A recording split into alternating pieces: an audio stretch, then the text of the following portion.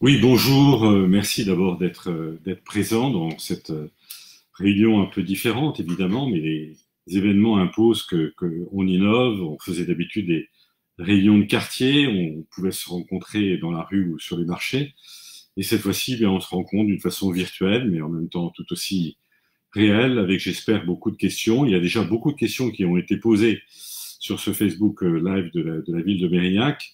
Donc, je vous remercie de vous être autant impliqué dans cette émission. Et puis, évidemment, il y aura d'autres Facebook Live qui existeront et là, d'autres questions qui arriveront. Peut-être juste un mot d'abord pour vous dire de quoi nous allons parler, de tout ce qui vous intéresse, je l'espère, de tout ce qui vous préoccupe, bien entendu, d'une façon très, très quotidienne. Je vois les questions qui sont posées, elles tournent tous autour de thèmes d'actualité. Le premier, c'est évidemment les masques.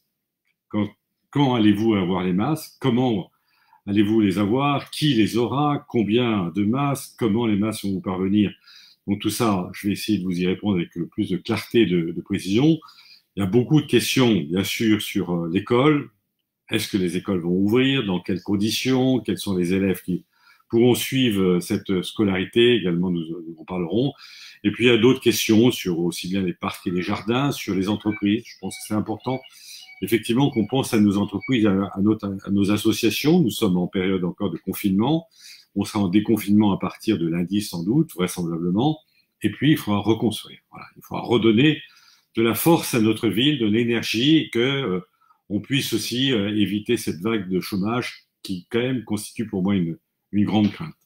Alors, on va peut-être commencer par prendre des questions. J'en ai un certain nombre. Je voudrais peut-être thématiser les questions peut-être autour du masque.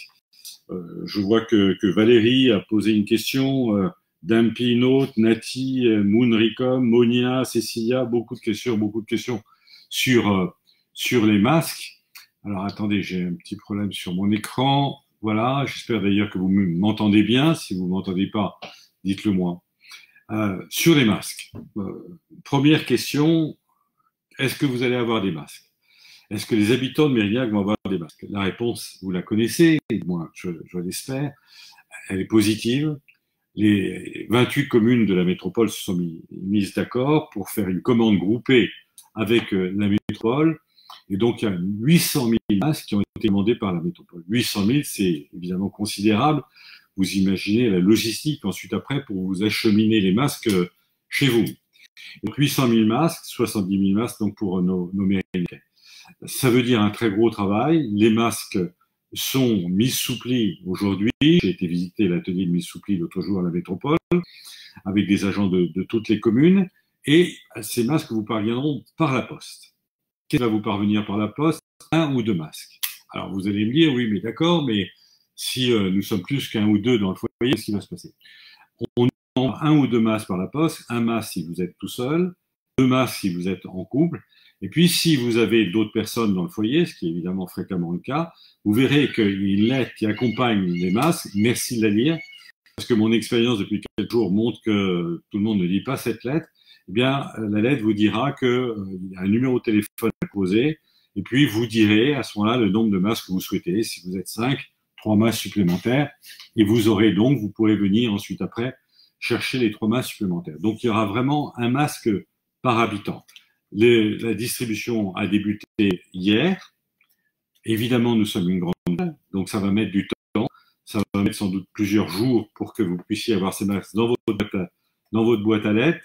Il n'y a pas beaucoup de risques. Je lis là aussi des commentaires. Non, c'est très sûr et fiable. Donc, vous aurez ces masques par les commentaires. Si par hasard, dans quelques jours, vous vous apercevez que vous n'avez toujours rien reçu, eh bien, n'hésitez pas, téléphonez au guichet unique de la mairie pour avoir des nouvelles de ces masques. Donc voilà, ça, je pense que c'est assez clair. Un masque qui sera un masque tissu, bien entendu, un masque aux normes AFNOR, c'est-à-dire un masque qui serve à quelque chose, qui sera lavable, vous pourrez le laver 30 fois, et donc vous pourrez l'utiliser pendant un certain nombre de jours. Voilà, ça c'est ce que fait ce que font toutes les communes avec la métropole. La ville a souhaité faire une distribution complémentaire, donc pour notamment les personnes âgées qui seront prioritaires, pour aussi d'autres types de personnes qu'on appelle les personnes fragiles, en difficulté de santé. Il y aura également une autre distribution qui vous parviendra. Donc vous aurez en fait sur Mérignac un peu plus qu'un masque, en tout cas pour une partie de la population, un peu plus qu'un masque gratuitement. Donc je pense que sur ces questions-là, il me semble avoir été assez complet. Je regarde s'il y a d'autres questions que vous avez pu me poser. Je voudrais savoir, est-ce que les nouveaux habitants ont le droit au masque? Ça, c'est une question de Jenny. Oui, Jenny, en fait, comment on fixe la liste des habitants qui vont bénéficier de cette distribution? C'est tout simplement une liste très, très officielle qui nous a été adressée. Et aujourd'hui, évidemment, toute la confidentialité est possible, mais c'est une liste très, très officielle, et donc qui regroupera tous les habitants de Mérignac. J'ai lu aussi une autre question. Est-ce que si je ne suis pas inscrit sur la liste électorale, je pourrais avoir un masque? Oui, bien entendu. Même si vous n'êtes pas inscrit sur la liste électorale, quel que soit d'ailleurs votre vote aux élections municipales, chaque habitant, bien entendu, aura un masque. Tout ça est évidemment complètement déconnecté. L'important, c'est que chaque habitant puisse être protégé. Alors, sur ces masques, je ne comprends rien. Qui parle, pas grave, envoie les messages pour essayer, merci. Bon. Alors moi, j'arrive pas, Nathalie, j'arrive pas à comprendre ce que vous écrivez. Donc, qui parle, bah, c'est le maire, tout simplement. Donc, je n'arrive pas ensuite après à. Mais on me dit quand même bon courage à la fin, ce qui est un message sympathique, mais je n'arrive pas à comprendre le message qui m'est envoyé par écrit. Est-ce qu'il y a d'autres points sur les masques? Sinon, de toute façon, on pourra y revenir tout à l'heure. Est-ce que vous en voyez d'autres? On pose la question sur les cours de tennis, mais ça, j'y répondrai tout à l'heure. Sur les matchs, je regarde un peu quand même ce que j'avais pu noter. Vous n'aurez pas acheté les masques. On me pose la question, les masques seront gratuits. Je précise quand même que le premier masque de la métropole est gratuit. Les autres masques de la métropole ne le seront pas. C'est-à-dire que après, il faudra effectivement aller jeter des masques, soit chez les pharmaciens, soit dans la grande distribution, mais la métropole ne pourra pas fournir pendant des mois, puisque c'est une affaire qui va durer malheureusement pendant des mois. Vous adressez toutes les semaines un certain nombre de masques, mais on impulse avec un premier masque qui est gratuit. Donc je pense avoir répondu. Les nouveaux résidents, oui, seront effectivement concernés. Les boîtes à lettres, oui, c'est dans la boîte à lettres. Et donc le fichier, en fait, je peux vous le dire quand même, c'est le fichier des impôts qui a levé le secret, mais évidemment la confidentialité est conservée.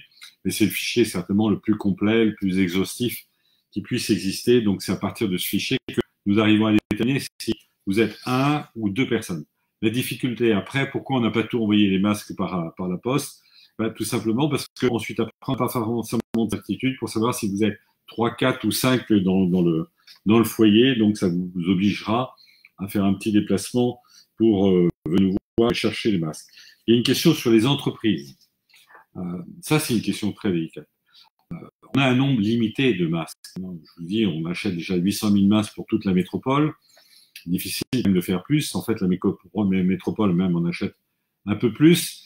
Donc, les commerçants, parce qu'ils sont en contact avec la population, les commerçants pourront bénéficier d'un masque.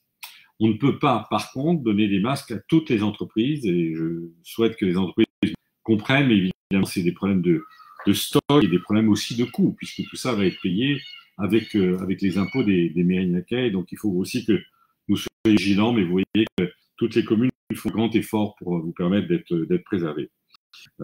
Est-ce que je vais rendre le masque obligatoire dans la voie publique et dans les magasins? Ça, d'abord, on doit faire ce que la loi nous permet.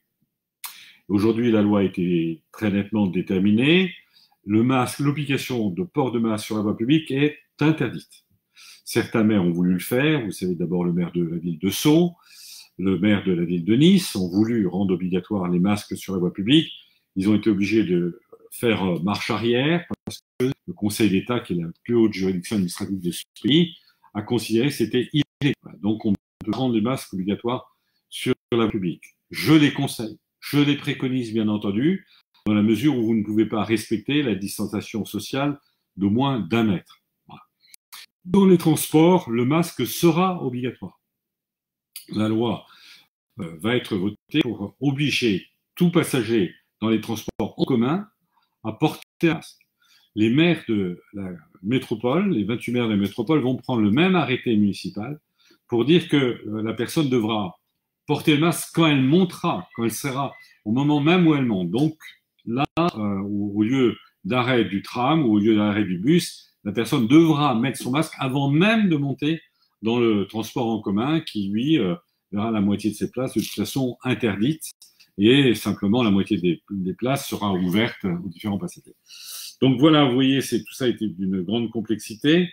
Est-ce que avez-vous encore besoin de masques? Ça, bien sûr qu'on en a besoin, mais on a la métropole assez adressée à 5 ou 6 fournisseurs, certains qui se trouvent d'ailleurs en Gironde comme à La Teste et dans toutes les villes de France pour avoir ce masque.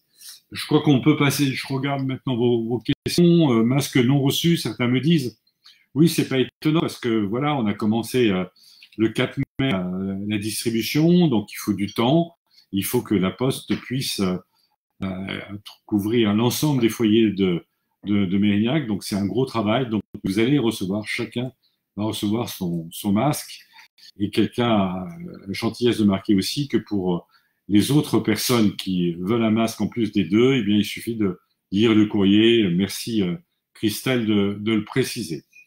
On peut peut-être maintenant passer à la question des commerces.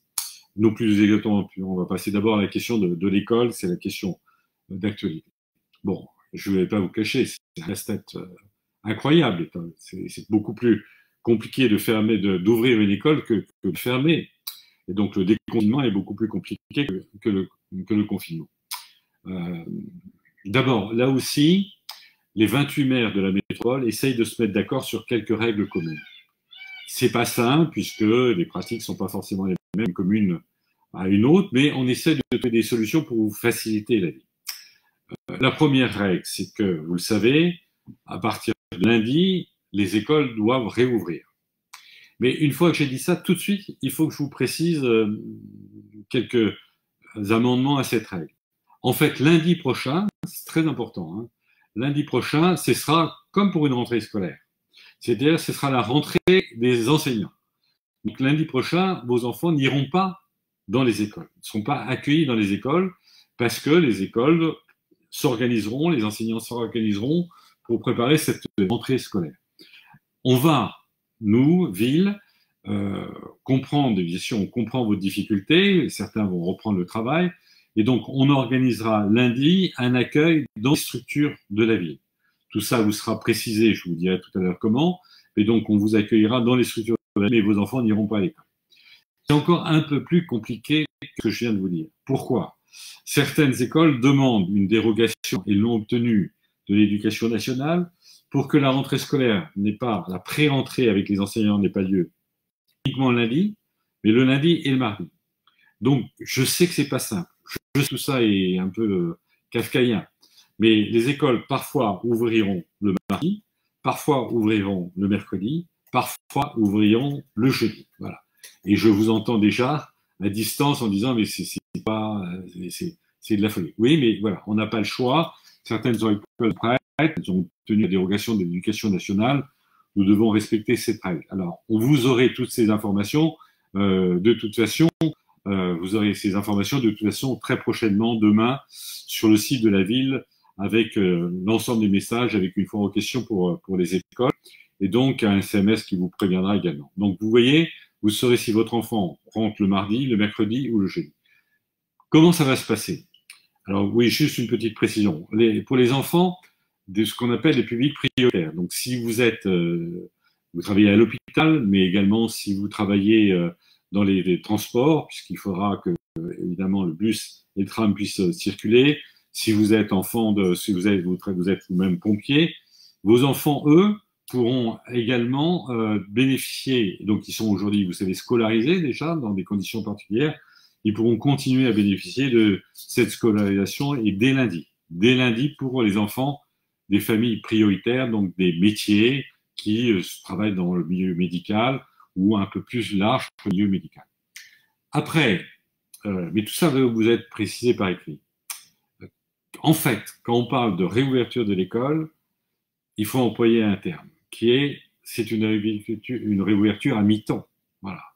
C'est-à-dire que les enfants d'une école vont être scindés en deux groupes.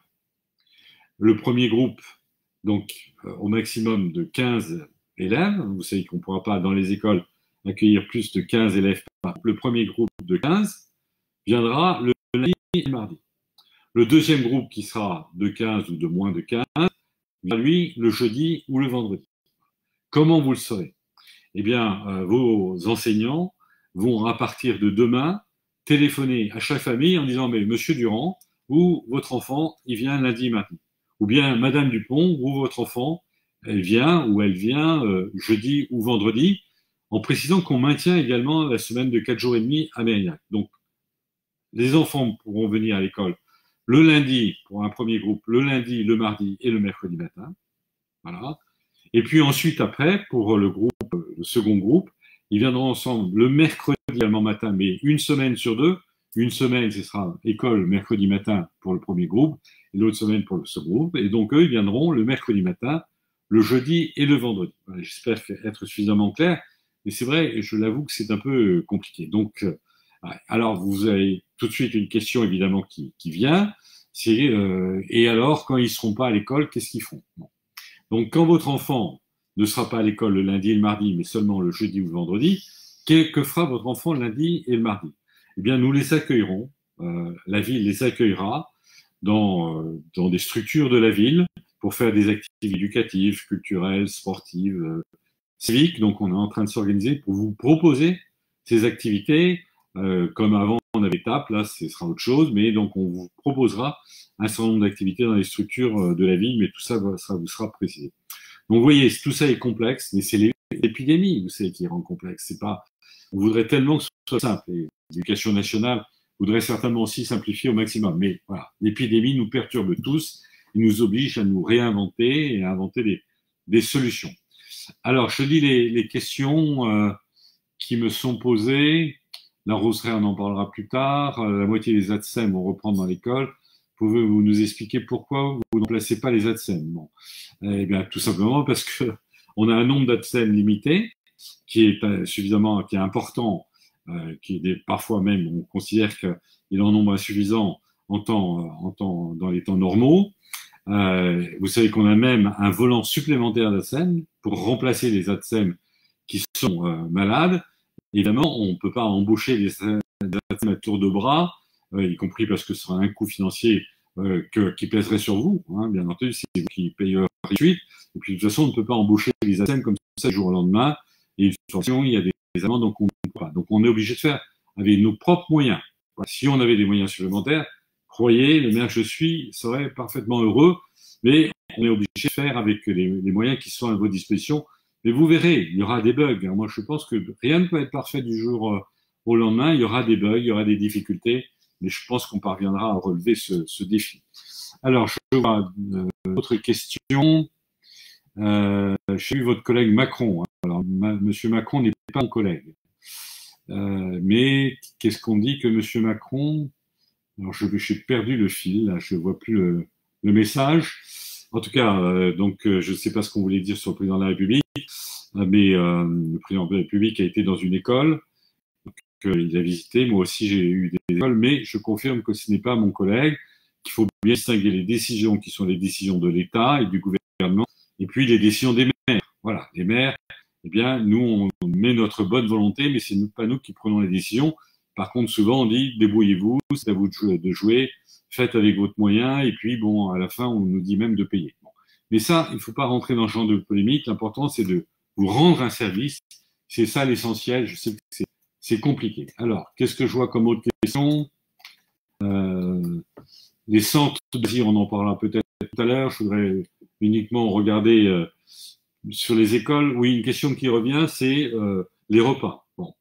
Les repas, on va évidemment, moi je l'ai souhaité profondément, donner des solutions de repas. Donc on ouvre les écoles et il y aura des solutions de repas. Les repas seront pris en principe à la cantine, dans la mesure où les cantines sont grandes et nous permettront de garder la distanciation sociale, donc 1 mètre entre chaque enfant. Là, on a visité un certain nombre d'écoles et c'est le plus souvent possible. Parfois, c'est plus compliqué. Quand il fera beau, les repas pourront être pris à l'extérieur. Si c'est nécessaire, et comme nous dit le protocole sanitaire du gouvernement, on pourra également faire prendre les repas dans les salles de classe. C'est pas le choix idéal, en tout cas qui est le nôtre. On pense que la salle de classe doit être dédiée à d'autres solutions, mais parfois on fera comme nous pourrons. Voilà. Donc en tout cas, il y aura un repas qui sera un repas froid, toujours fourni par le CIVUM. Pourquoi froid? Parce que dans les circonstances actuelles, c'est le repas le plus facile à servir à nos enfants. Et donc, ce sera un repas qui sera un repas complet, qui sera un repas équilibré. Je crois que c'est nécessaire, après ces 8 semaines, que tous nos enfants puissent avoir un repas complet et équilibré. Est-ce qu'il y a d'autres questions sur l'école? Les collèges, eh bien, je voudrais que les collèges ne dépendent pas de la ville, dépendent du conseil départemental, l'ancien conseil général. Et donc, je ne peux pas vous répondre sur les collèges, mais vous savez que sur les collèges, les masques sera obligatoire. Sur les horaires d'accueil, eh bien, les horaires d'accueil resteront les mêmes, avec un petit décalage, c'est-à-dire 7h, 8h30 le matin et le soir jusqu'à 9h. Donc, les horaires d'accueil restent les mêmes. On gardera les enfants jusqu'à au moment où la classe se rouvrira. Donc là, rien ne changera par rapport à ce qui se passait dans le courant de l'année précédant le déclenchement de l'épidémie.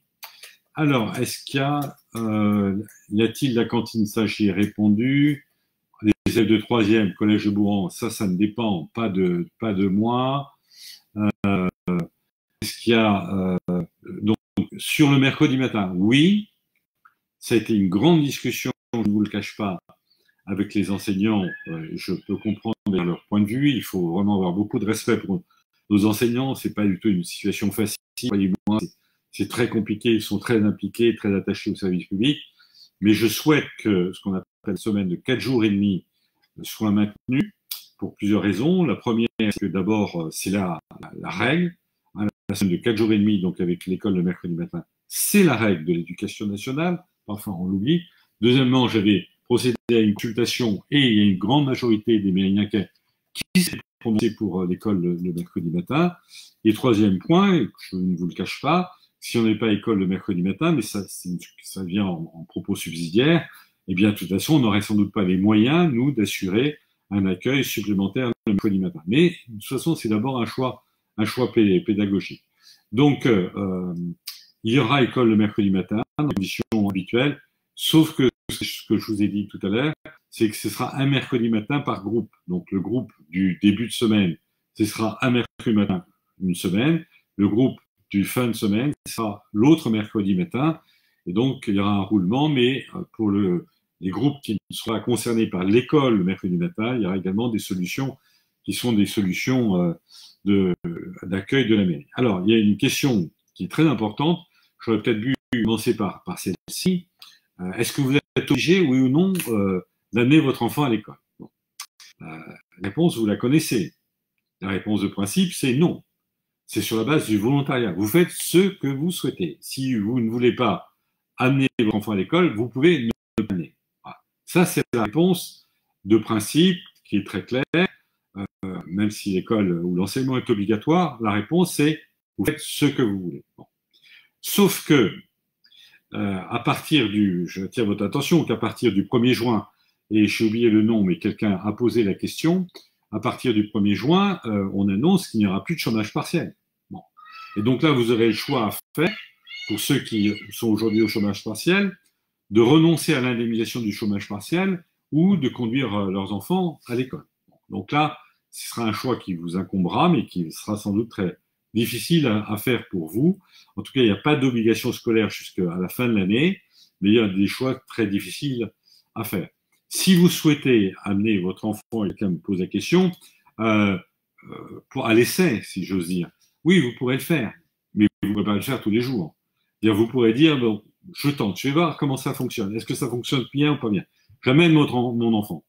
Et là, après, vous pourrez dire, finalement, ça ne me convient pas, je n'amène plus mon enfant. Mais vous ne pourrez pas dire une semaine plus tard, mais finalement j'ai changé d'avis, je le ramène. Voilà. Ça ne peut pas être open bar non plus. Hein, donc, il faudra quand même qu'il y ait un minimum de discipline en tenant compte de vos contraintes, mais également des contraintes évidemment de l'éducation nationale et de la ville. Est-ce que il y a d'autres questions sur l'école? Est-ce que le masque pour les enfants dans les transports, je pose la question, j'ai oublié la personne qui me pose ça, en tout cas c'est une bonne question. Là c'est un peu, oui, les masques dans les transports scolaires pour les enfants sera obligatoire. Les masques seront obligatoires. Bon. Et donc vous comprenez un peu la particularité, c'est-à-dire que en maternelle ils sont déconseillés, à l'école primaire ils sont pas recommandés. Et donc, en fait, il n'y aura pas de masque à disposition des élèves dans les écoles élémentaires, dans les écoles primaires ou élémentaires, là. Mais par contre, dans le transport en commun, à cause du risque de promiscuité, le masque sera obligatoire. Voilà. Donc, je crois que la règle est tout est claire, elle a été apportée elle a été apportée par l'Éducation nationale et par le ministère de l'Intérieur sur ce point. Il y a une autre question qui m'est posée. C'est sur le tarif de la cantine. Est-ce qu'on va baisser les tarifs de la cantine? Écoutez, sincèrement, on a des tarifs extrêmement bas. Bon. Et vous savez que lorsqu'un enfant va à l'école, le repas est payé en partie par les parents. Certains parents payent moins d'1 € le repas, d'autres payent un peu plus. Mais dans tous les cas, ou à peu près dans tous les cas, c'est la ville qui met le complément. Sinon, votre enfant ne pourrait pas avoir un repas complet. Des repas complets à 1 €, ça n'existe pas. Donc, il faut bien que quelqu'un paye. Et donc, c'est le contribuable qui aujourd'hui paye. Donc, on a des repas qui sont à des bas niveaux aujourd'hui. Donc, on maintiendra nos tarifs qui sont certainement parmi les tarifs les plus bas de l'ensemble de la métropole. Alors, est-ce qu'il y a d'autres questions je vois une question pour imposer l'école à distance le mercredi matin. Alors, merci de poser la question. Merci de poser la question. Est-ce qu'il y aura de l'école à distance mercredi matin? Tout à l'heure, avant de vous rejoindre, j'étais avec les enseignants, les directeurs d'école plus exactement. Hier, j'étais avec les représentants des parents d'élèves. L'autre jour, j'étais avec le directeur académique, donc on a fait le tour de tout ça. Non, c'est pas possible. Voilà. La règle, elle est très simple, et le directeur académique me l'a bien confirmé. La règle, c'est l'école le mercredi matin. Et chacun ne peut pas faire ce qu'il veut dans son coin. Voilà, ça, ce serait pas gérable. Donc la règle sur Mérignac, c'est qu'il y aura école le mercredi matin. Il n'y aura donc pas de téléenseignement le mercredi matin. C'est très net et très clair. Est-ce qu'il y a d'autres points sur la protection du personnel? Ça, c'est un grand souci que nous, ici à la ville, depuis 8 semaines, on passe beaucoup de temps, et évidemment à ces questions de confinement. Et une des premières préoccupations qui est venue tout de suite, c'est on ne va pas exposer notre personnel. On ne va pas le mettre en contact avec des gens qui sont peut-être contaminés, même si vous le savez, la région est faiblement contaminée. On va pas le mettre, on ne va pas lui faire prendre un risque. Donc, une des premières décisions que j'ai prises, c'est de doter tout le personnel. Il a fallu trouver les masques, ça n'a pas été si simple. Mais on a doté tout le personnel de masques pour le protéger et pour protéger les gens qui sont en face du personnel. Donc, tout le personnel de la ville est aujourd'hui protégé. Dans les écoles, l'Éducation nationale fournira les masques au personnel enseignant. Hein. Donc la ville s'occupe du personnel municipal dans les écoles, comme dans les autres endroits de la ville. Pour l'Éducation nationale, c'est l'Éducation nationale qui fournit les écoles aux enseignants. La ville fournira également le gel. Voilà. Dans les écoles, vous trouverez dans plusieurs endroits de l'école du gel hydroalcoolique.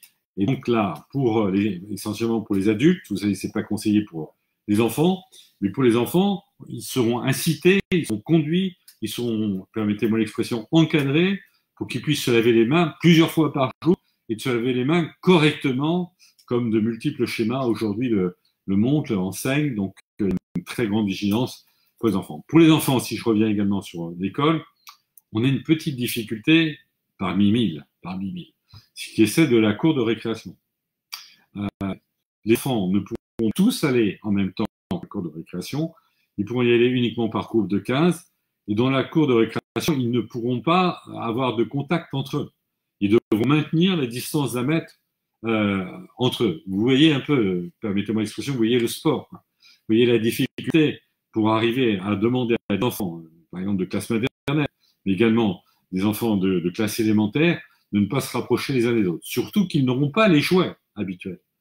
Tous les jouets des enfants, aujourd'hui, seront mis de côté pour qu'ils ne soient pas un vecteur de transmission du virus. De même, en classe, chaque enfant aura son propre matériel. Voilà.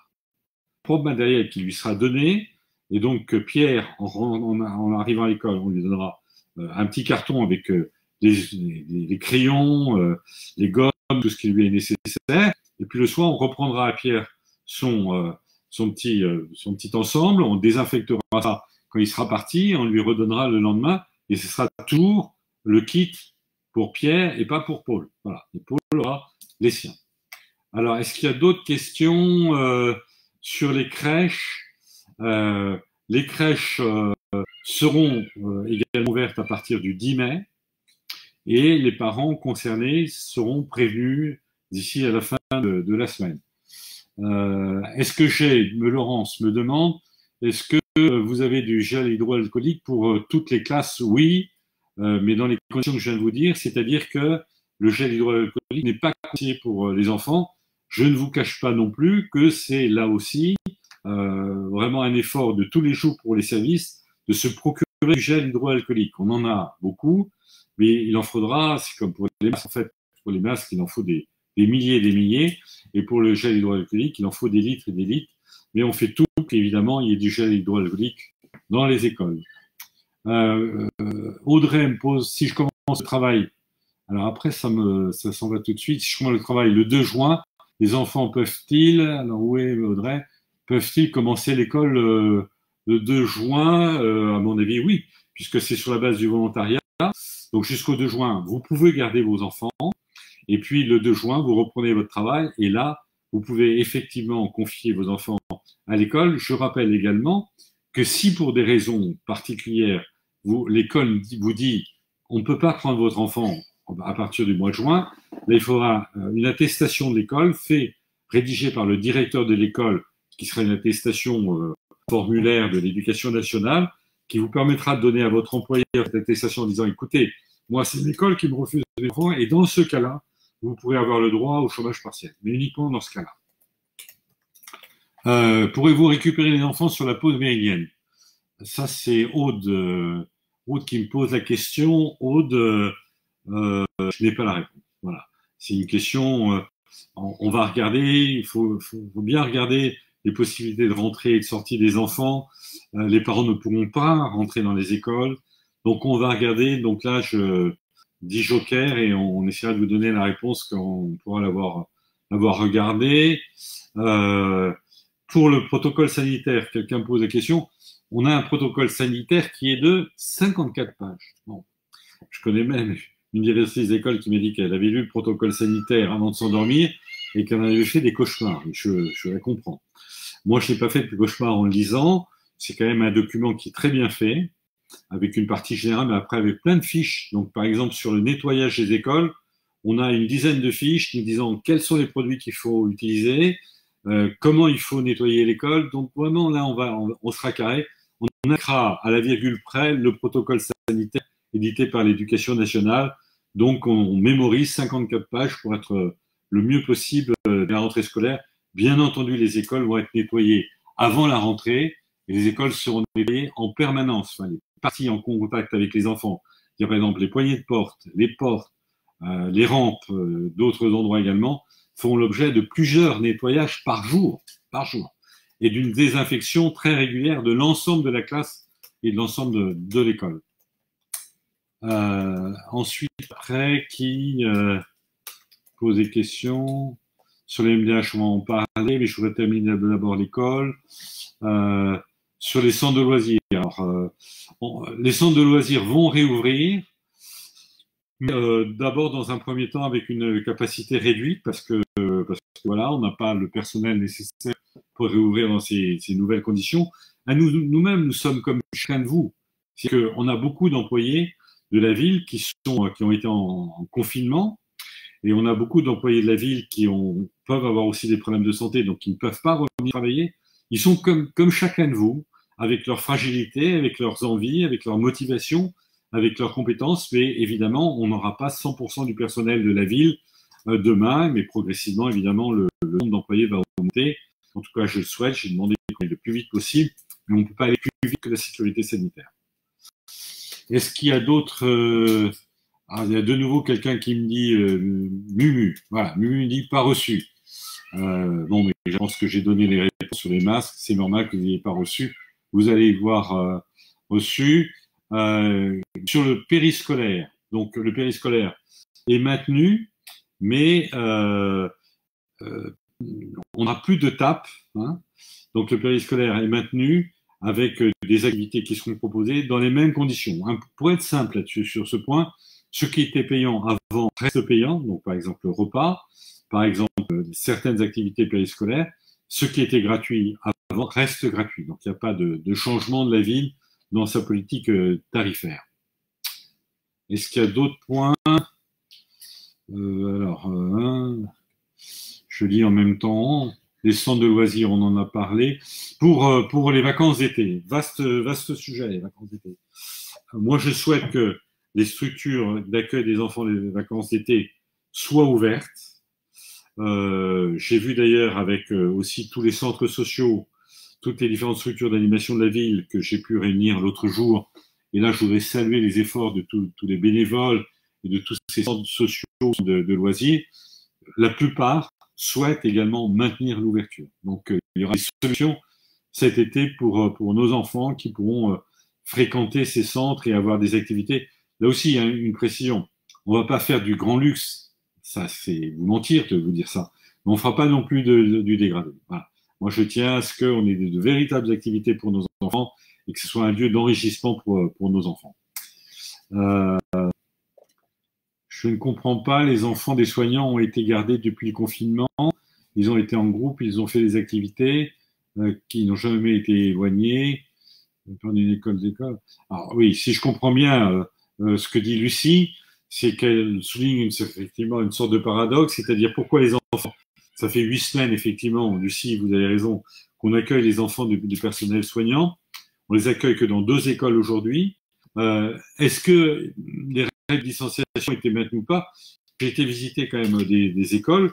Moi, il me semblait, hein, c'est que mon avis, le jour où je les ai vus, que la distanciation était tout à fait respectée et que notamment les jouets étaient enlevés, enfin, elles étaient toujours sur les étagères, mais qu'elles n'étaient pas à disposition des enfants et qu'il y avait ce que je vous ai dit tout à l'heure, chaque enfant avait son petit cadre avec son matériel propice, mais peut-être que vous avez pu observer autre chose. Merci de nous le dire. En tout cas, c'est très important qu'on maintienne la distanciation.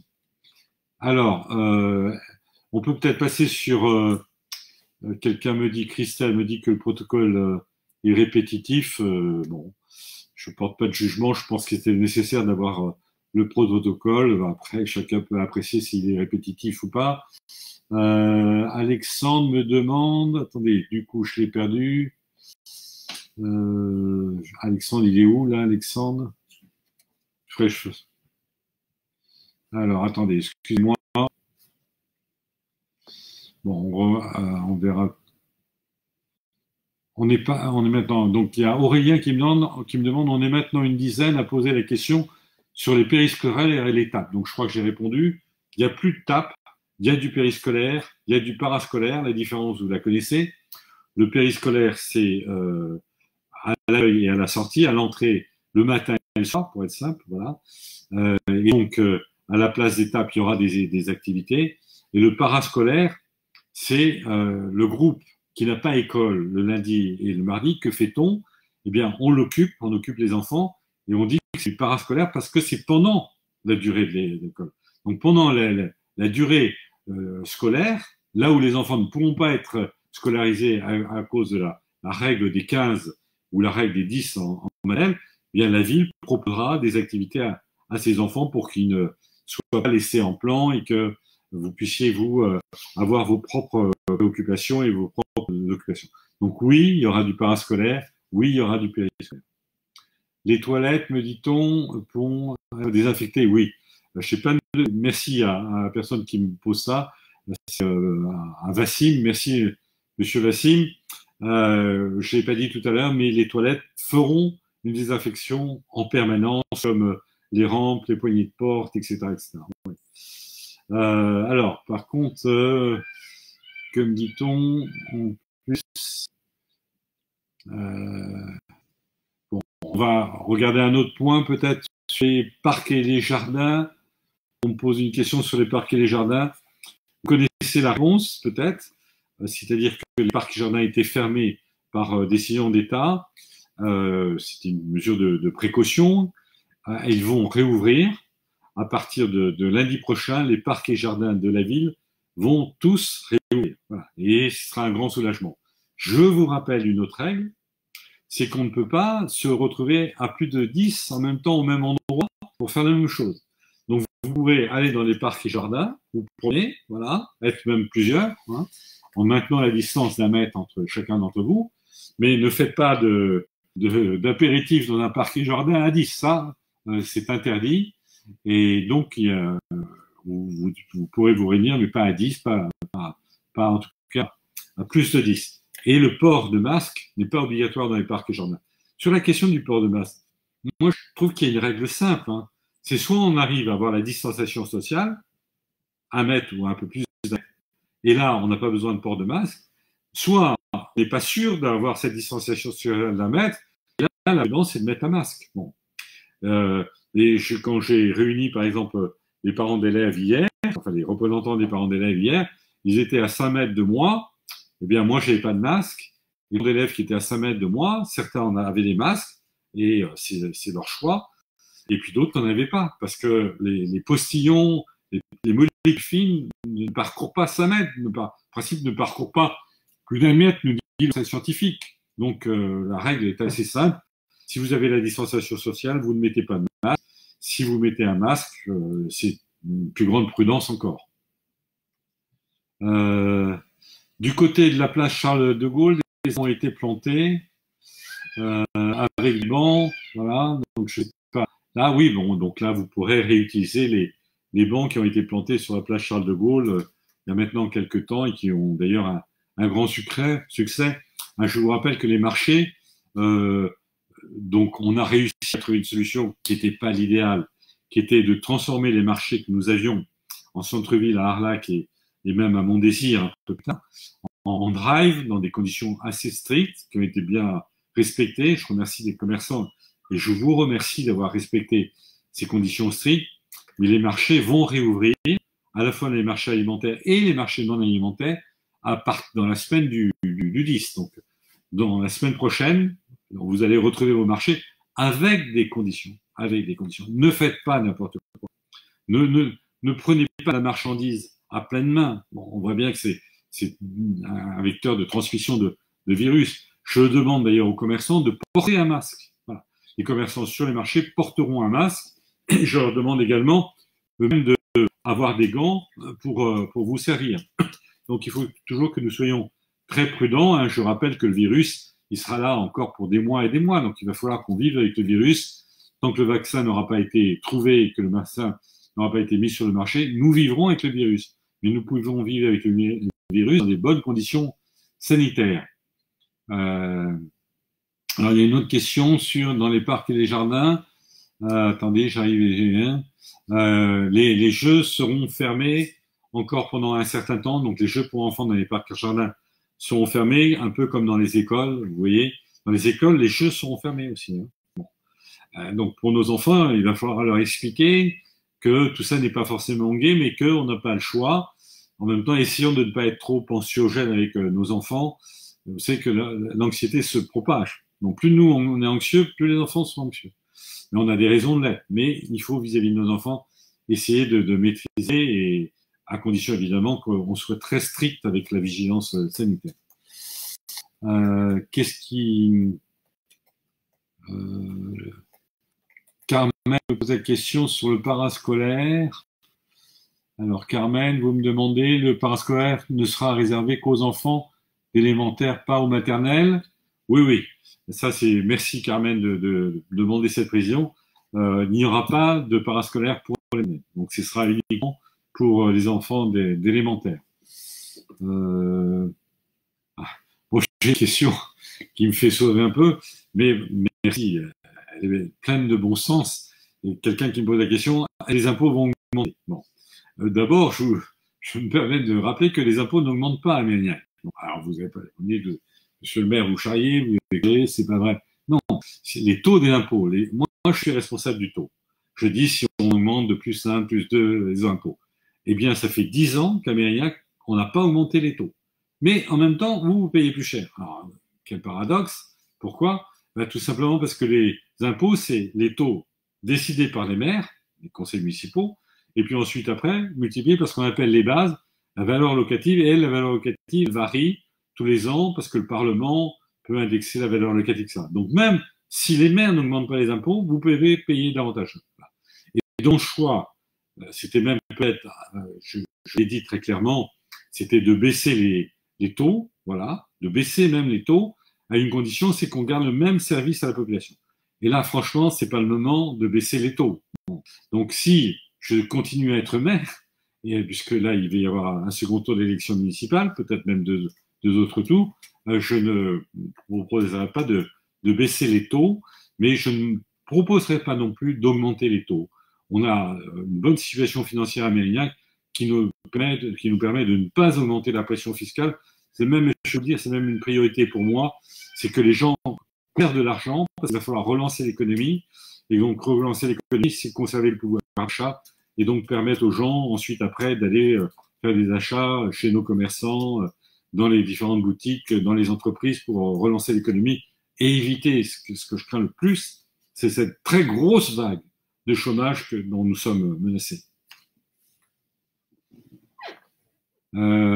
Bonne question, Audrey, merci Audrey. Est-ce que la médiathèque va réouvrir? Je n'aimerais que ce soit déjà fait. En réalité, je ne peux pas, ça fait partie des équipements qui ont dû être fermés par décision d'État, et là encore une fois, je comprends. Les médiathèques, tous les équipements de cette nature devraient pouvoir réouvrir à partir de lundi prochain. On va aller plutôt piano-piano. Pourquoi? Parce qu'il faut qu'on trouve des solutions à de multiples problèmes. Par exemple, si tout le monde va à la médiathèque, parce qu'à bout de 8 semaines de confinement, on a envie de changer son stock de livres, on a tout lu, bon, on a tout lu de ce qu'on avait emprunté, donc on voudrait évidemment emprunter de nouveaux livres. Vous imaginez, on ne va pas avoir trop de personnes, trop de monde. La règle, c'est qu'on peut pas, il faut se méfier des confinements de plus de 10, ils sont interdits. Donc on est obligé d'aller progressivement pour la réouverture des médiathèques. On va essayer d'étudier une solution de genre drive, c'est-à-dire que vous pourrez commander des livres, et puis il y aura un drive dans lequel vous pourrez venir rapporter des livres. Ça, c'est pas compliqué puisqu'on a un système à la médiathèque, mais vous pourrez venir retirer des livres dans un système drive. Les livres que vous allez rapporter, on va pas les lire tout de suite non plus sur les étagères. Vous voyez le risque. Bon. Et donc, on va mettre en quarantaine les livres pour que le livre puisse survivre, mais que le virus, lui, puisse mourir. Donc, on remettra les livres dans les étagères à l'issue d'une période de quarantaine des livres.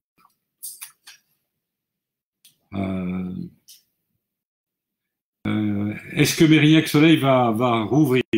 Me demande Élodie. J'ai plusieurs réponses, Élodie. C'est un peu compliqué. La dernière fois que j'ai posé la question, on m'a dit que seuls étaient concernés les surfaces de plus de 40 000 m² en surface commerciale, ce qui voulait dire qu'il y avait que Bordeaux qui était concerné par la fermeture des grands commerciaux. Là, je parle à la fois du centre commercial, mais également des boutiques qui sont dans les allées. Donc, la dernière fois, c'était Mérignac Soleil peut réouvrir, comme Bègles d'ailleurs, hein. Mais il n'y avait que Bordeaux qui était concerné. Madame la préfète a la sagesse d'interroger maintenant les différents ministères compétents pour savoir si on parle de 40 000 m² de surface commerciale, auquel cas on n'est pas concerné et on peut réouvrir, ou s'il s'agit de 40 000 m² de surface au plancher, auquel cas on serait concerné. Donc on attend la réponse, mais aujourd'hui c'est plutôt oui. Voilà. Aujourd'hui c'est plutôt oui, mais si demain le ministre de l'Économie et des Finances nous dit c'est la surface de plancher, on devra changer notre position. Alors, chez Isidora qui pose la question du stade nautique. en sachant, Isidora, vous dites, précisez que le corps est fait. Mais non, la réponse est qu'on ne peut pas ouvrir tous les équipements fermés, tous les équipements sportifs fermés ne peuvent pas réouvrir pour l'instant. Voilà. Donc là, il faut qu'on mette en nouvelle directive du gouvernement, mais malheureusement, le stade nautique ne pourra pas réouvrir, même en versant des quantités non graves de corps, ce n'est pas aujourd'hui autorisé. Qu'est-ce qu'on pose la médiathèque? Donc, j'ai donné la réponse. Demain soir, le SAM réunit son comité directeur. Oui, non, mais là, c'est une réponse de Monique Poitreau à Laetitia. Ensuite, après, Monsieur Duve Thierry, Duve. Nous constatons depuis le confinement une nette amélioration du niveau de la pollution. Que comptez-vous faire, me dit Monsieur Duve, pour continuer dans ces voies ou recommençons-nous de plus belle? Bon, ça, c'est voilà la difficulté d'un responsable politique, Monsieur Duve. Voilà. C'est qu'il faut tout traiter en même temps. Donc, on a une urgence climatique, on ne l'oublie pas. Il vaut mieux pas ne l'oublier parce qu'elle ne nous oubliera pas. Donc, il faut qu'on pense à l'urgence climatique. Mais en même temps, est-ce que ce serait une bonne solution demain de faire comme si l'économie se portait bien et de faire que, on le voit bien, vous avez raison, la pollution diminue, mais également le chômage augmente. Pourquoi le chômage augmente? Parce qu'évidemment, il n'y a plus de croissance dans le pays. Bon, je ne veux pas vous choquer en disant ça. Et quand on est à la croissance zéro, la conséquence, c'est qu'il y a des entreprises qui ferment et qu'il y a des emplois qui n'existent plus. Donc, il faut qu'on trouve cet équilibre parfait. Mais ça va être difficile à trouver. Entre d'un côté, ne jamais oublier la crise climatique, et de l'autre côté, ne jamais oublier la crise sociale et économique qui est devant nous et qui va être redoutable, je le redis. Mais il y a des solutions pour ça. Donc, on doit pouvoir, aujourd'hui, on a pris un certain nombre de virages en matière environnementale, on doit pouvoir, évidemment, veiller à ces virages environnementaux. Mais oui, la pollution, mais moi, je ne sais pas me réjouir quand même que la pollution, et si on peut se réjouir que la pollution ait baissé, mais si c'est au prix de 20 000 morts, bon, excusez-moi de vous dire, 20 000 morts, c'est quand même quelque chose. Et 20 000 morts, c'est évidemment dans le monde entier, 300 000, et à la fin peut-être de la crise, je ne sais pas où on sera, mais on sera peut-être à 1 000 morts. Donc essayons de régler la climatique, essayons de faire tous les progrès qui sont nécessaires, et essayons quand même de tuer les hommes et les femmes. Une question, quand auront lieu les élections? Bon, c'est pas tout à fait lié à ce que je voulais dire, mais puisque la question est posée, j'y réponds. Et ma réponse est je ne sais pas. Voilà. La loi, le Parlement a voté une loi précisant que les élections pourraient avoir lieu fin juin, à condition que le 23 mai, le conseil scientifique qui entoure le gouvernement donne un avis favorable. Donc, ça pourrait être à la fin du mois de juin si le conseil scientifique dit qu'il n'y a aucun risque sanitaire. Si le conseil scientifique dit non, franchement, on ne va pas prendre de risque avec les queues qui peuvent exister, avec les assesseurs qui peuvent être contaminés, avec les gens qui sont les uns derrière les autres, etc. Si le conseil scientifique nous dit c'est un risque, à ce moment-là, elles sont reportées. Là, on ne sait pas si c'est reporté au mois de septembre ou octobre. Certains parlent même d'un report au mois à l'année suivante. Ce que simplement je voudrais dire, c'est qu'on a besoin aussi de clarifier cette situation. Parce qu'on a besoin de reprendre les activités, que les chantiers reprennent, que justement on puisse favoriser l'activité des entreprises et favoriser l'emploi. Et que si ça dure trop de temps, vous savez, le principal donneur en France, en tout cas pour les investissements publics, ce sont les communes, les collectivités locales de façon générale, mais les communes et les agglomérations. Donc par exemple la métropole. C'est nous qui sommes le principal donneur d'ordre. Si on ne peut pas se réunir, si on ne peut pas prendre de décision, bien évidemment, on voit bien que tout ça ne va pas pouvoir se développer et donc ce sera un grand préjudice pour notre économie. Mais le respect des consignes sanitaires, évidemment prioritaire sur toute autre chose. Alors, qu'est-ce qu'il y a d'autre comme question? Quelqu'un pose une question, mais Céline Leroy. Rose avait posé une question qui, j'imagine, sur les déplacements, mais Céline Leroy a impeccablement répondu en disant que oui, on pourra se déplacer demain, même sans autorisation, mais on ne pourra pas aller au-delà de 100 km, sauf des conditions qui seront précises. Une autre question sur les cours de tennis de la Roseraie, sur sa réouverture. Comme toutes les installations sportives, elles vont finir par réouvrir, j'espère le plus vite possible.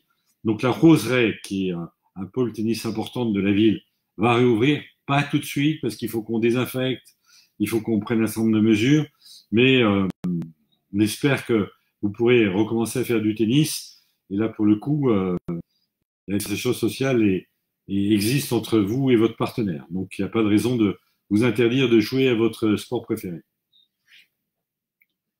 Alors, qu'est-ce que je vois d'autre? Il y a des réponses. C'est bien, vous vous répondez entre vous. C'est super, ça.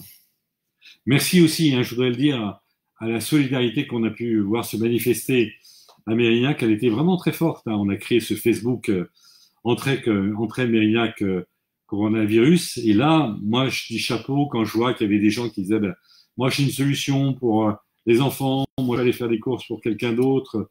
Donc vraiment, c'est super. Merci aussi à tous les bénévoles qui ont voulu se transformer en couturier avec le tissu qui a été fourni par la ville et qui a permis d'avoir des masques en tissu pour notamment les personnes âgées plus vite. La métropole ne pouvait les livrer. Donc vraiment, chapeau à vous. Voilà, vous m'avez épaté par votre solidarité. Alors, qu'est-ce que les auto-écoles? Je n'ai pas la réponse, mais apparemment Jonathan répond à Sylvie que les auto-écoles vont réouvrir. Laurent Stas me dit avec beaucoup d'évidence et de bon sens que la pollution tue. Laurent, c'est vrai, la pollution tue. C'est pas une raison non plus pour ajouter une autre cause de décès. Mais je vous le dis, hein, on va pas se réjouir des 20 000 morts et donc on va faire tout pour diminuer la pollution. C'est une priorité et c'est notamment ma priorité. Et ça veut dire beaucoup de temps, beaucoup de travail. Et pensons pas que c'est tout ou rien. C'est jamais tout ou rien. Dans votre vie, est-ce que c'est tout ou rien? Ben non, c'est pas vrai. À chaque fois, il faut trouver la solution la plus adaptée pour régler des problèmes distincts et qui existent. Voilà. La question sociale, elle est aussi forte que la question environnementale et la question environnementale est aussi forte que la question sociale. L'ouverture de la ferme pédagogique, me demande Céline. Même réponse que pour Israël, la ferme pédagogique réouvrira, mais également il faut la désinfecter, il faut qu'elle soit prête, donc elle réouvrira, mais pas la semaine prochaine.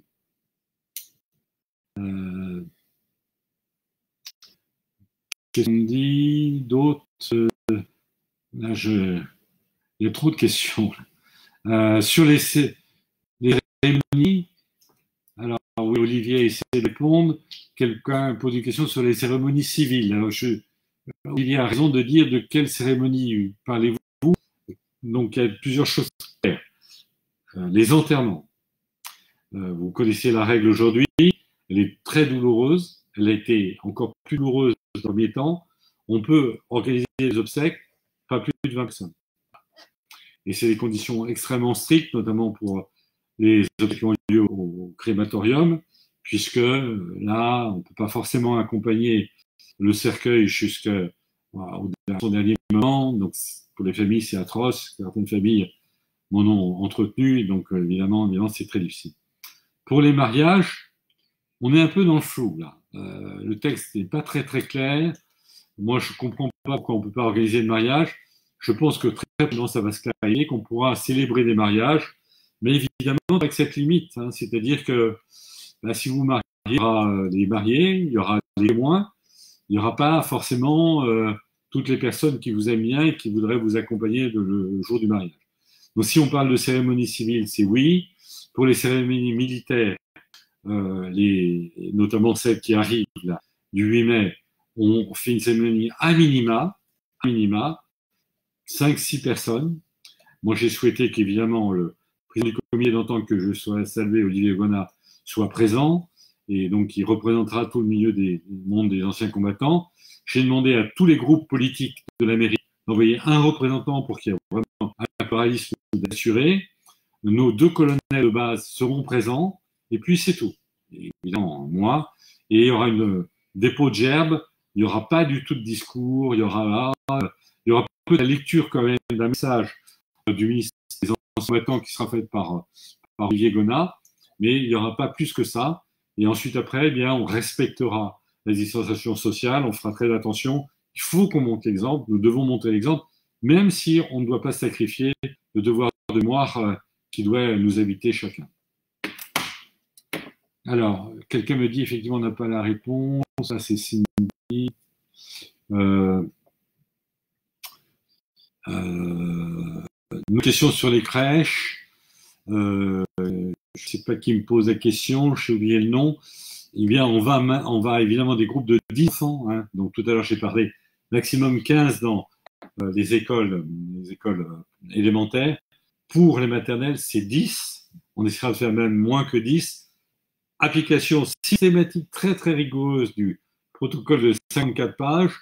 Et puis, vous voyez un peu ce que c'est d'essayer de séparer des enfants en maternelle d'1 mètre.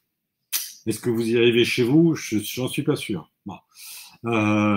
Donc nous, on va essayer. On va essayer de maintenir cette distanciation sociale d'1 mètre entre chaque enfant, mais là aussi, merci à tous ceux qui vont s'en occuper. Ça ne va pas être tout à fait simple. Alors, il y a quelqu'un qui met plein de cœur là. Est-il possible de négocier avec les enseignants si on a un enfant en maternelle et en primaire pour obtenir les mêmes jours d'accès à l'école? Alors, c'est le problème des fratries. Sur les fratries, des progrès ont été faits. La première position de l'Éducation nationale, parce qu'elle avait des difficultés d'organisation, c'était de dire non, on ne peut pas tenir compte des fratries, et donc assurer qu'un enfant va à la maternelle pour y aller en même temps que son frère ou sa sœur qui va à l'école élémentaire. J'ai remarqué hier ou ce matin que quand même il y a des efforts vont être faits pour que les fratries puissent être maintenues. À ce jour, je ne peux pas vous le garantir. Je ne peux pas vous garantir. Je répète que c'est l'Éducation nationale qui va voir comment on compose les groupes de 15 et les groupes de 10. Et donc, ils vont forcément discuter entre eux pour que les groupes de 15 ou les groupes de 10, on puisse avoir des enfants de la même famille. Mais je ne peux pas vous le garantir aujourd'hui. Y aura-t-il des lieux de dépistage du coronavirus de EMNA, je pense, ou EMN? D'abord, il y en a un aujourd'hui. On a un lieu de dépistage qui a été mis en place au laboratoire, qui est le laboratoire près de la pharmacie de Capéron, qui est sous forme de drive. On a aidé la personne qui s'en occupe, qui fait un trop travail. Là aussi, c'est des gens tout à fait admirables, mais on ne peut y aller que sur ordonnance. Bon. Le dépistage aujourd'hui en France n'est pas un dépistage, sauf dans de rares cas. J'ai vu qu'à Marseille, par exemple, avec le professeur Raoult, ça pouvait être le cas. Mais à ma connaissance, la règle aujourd'hui, c'est que on ne peut bénéficier d'un dépistage que si vous faites partie des populations suspectes et que donc une ordonnance, un médecin vous l'a dit. On va vers, nous dit le gouvernement, 700 000 dépistages par semaine. Donc je pense que ces règles vont pouvoir être assouplies, mais évidemment, aujourd'hui, c'est pas le cas. Donc aujourd'hui, tout le monde ne peut pas se faire dépister lorsqu'il le souhaite. Une autre question de Christian sur l'ouverture des centres sociaux. Là aussi, c'est la même chose. Il faut que on pense à l'entretien et au nettoyage des centres sociaux. Donc, ils finiront par ouvrir, mais pas la semaine prochaine. D'autres questions. Le conservatoire du musée ouvrira-t-il le 11 mai, me demande Jasmine. Le conservatoire de musique n'ouvrira pas le 11 mai pour les mêmes raisons que je viens de vous évoquer. Il y aura des réouvertures progressives.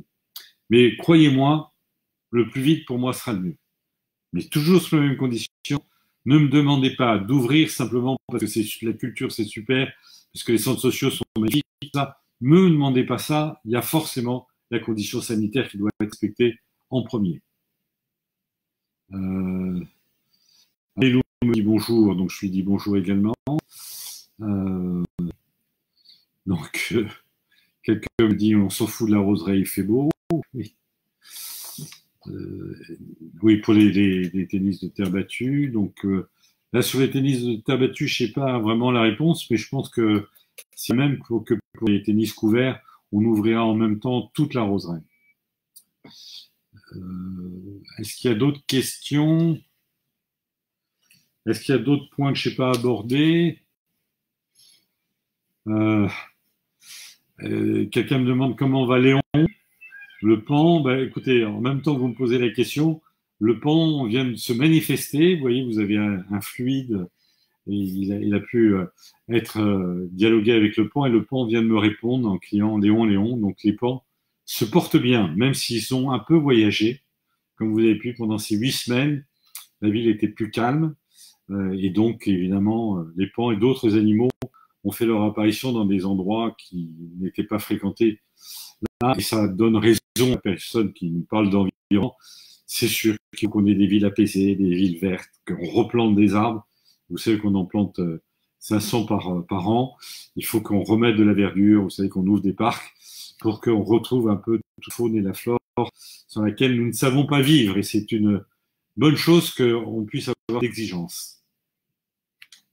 Alors, quelqu'un me dit que les parents ne sont pas au courant.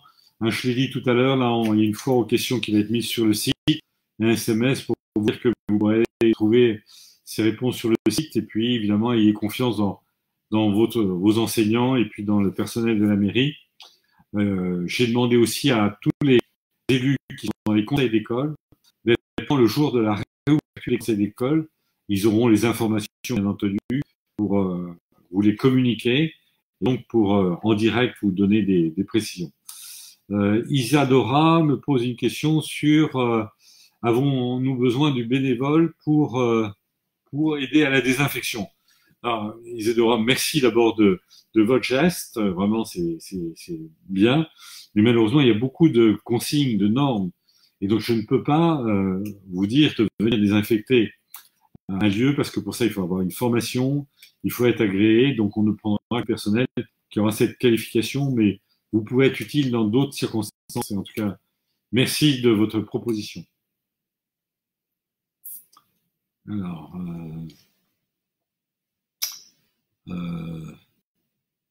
quelqu'un me pose la question, va-t-on donner les masques aux salariés, donc des entreprises privées? Là, j'ai donné la réponse tout à l'heure. La réponse est non, on ne peut pas. Vous imaginez, on a 54 000 salariés sur Mérignac. On ne peut pas évidemment leur fournir des masques à tout le monde. On donne des masques à ceux qui sont en contact avec la population. Donc, ça c'est le cas notamment des commerçants, mais on ne pourra pas donner les masques à tous les salariés. Là, il faut que l'entreprise, d'ailleurs, c'est fait partie des frais généraux pour entrer dans la technique des entreprises. Il faut que les entreprises achètent ces masques. C'est difficile pour les entreprises, comme ça a été difficile pour nous. Il y aura des délais, il y aura des temps, mais bon, c'est aux entreprises d'équiper leurs salariés des masques, du gel et de toutes les protections sanitaires, comme par exemple les surblouses qui sont nécessaires. Vous avez vu d'ailleurs qu'Amazon, par exemple, le groupe Amazon a été sanctionné parce que le groupe Amazon, justement, ne respectait pas les consignes sanitaires pour ses salariés. Alors, on va peut-être en terminer. Je regarde s'il n'y a pas... Nous venons d'emménager sur Mérignac le 20 mars, suite à une mutation professionnelle. Nous sommes pour le moment bloqués en Seine-et-Marne. Est-ce que vous allez pouvoir déménager le 11 mai parce que vos enfants sont scolarisés? La réponse est oui. Vous savez, il y a la règle des 100 km, mais la règle des 100 km a des exceptions.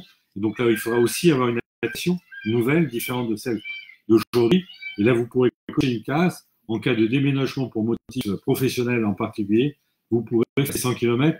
Il vous faudra quand même un justificatif montrant que vous avez dans un lieu pour vous installer pour motif professionnel. Donc la réponse est oui. Est-ce qu'il y a d'autres questions? Garder le virus. Il y a quelqu'un qui dit garder le virus à Paris. Bon, malheureusement, le virus circule même si les gens ne se déplacent pas de ville. Écoutez, je vous propose d'en terminer là. Je sais qu'il y a sans doute plein de questions auxquelles je n'ai pas pu vous répondre. Mais voilà, en toute chose, il faut une fin. On pourra recommencer si ça vous a intéressé. Faites-moi part d'ailleurs de vos réflexions.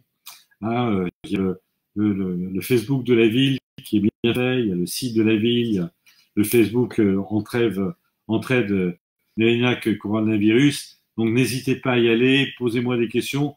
Je réponds personnellement à toutes les questions qui sont posées. Parfois pas dans la seconde parce que vous imaginez quand même que j'ai un peu d'activité, mais franchement c'est avec plaisir que je vous répondrai.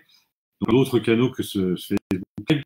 Et puis, vous allez, on sait qu'on avait fait un premier magazine que nous avons distribué. Là aussi, on fait comme on veut. Qu'on a voulu distribuer. Notre société de distribution ne pouvait pas faire. Et donc là, je remercie tous les élus qui ont accepté. Ce sont les élus eux-mêmes qui distribuaient dans votre boîte à lettres les Mérignac Magazine, où vous avez plein de réponses. Donc, merci aux élus de l'avoir fait. Moi-même, je l'ai fait dans mon quartier. Et puis, les commerçants ont aussi distribué ce magazine. Certains de nos agents ont aussi distribué ce magazine. Donc, il faut qu'on invente des solutions nouvelles. On ne peut pas dire on n'a pas de société de distribution, on ne le fait pas. Et vous verrez bientôt, et donc à partir en fait de la semaine prochaine, un nouveau magazine avec de nouveau une foire aux questions, avec plein de questions qui recoupent largement ce que vous avez posé, et également avec également d'autres éléments qui vous permettront d'avoir davantage d'informations. Mais n'hésitez pas, moi je trouve que c'est super quand on peut avoir la fluidité de cette façon. Vous me posez des questions, vous pouvez être content et vous avez le droit d'être content. Vous pouvez être content et vous avez le droit aussi de le dire. En tout cas, c'est super bien qu'on puisse discuter tout ça.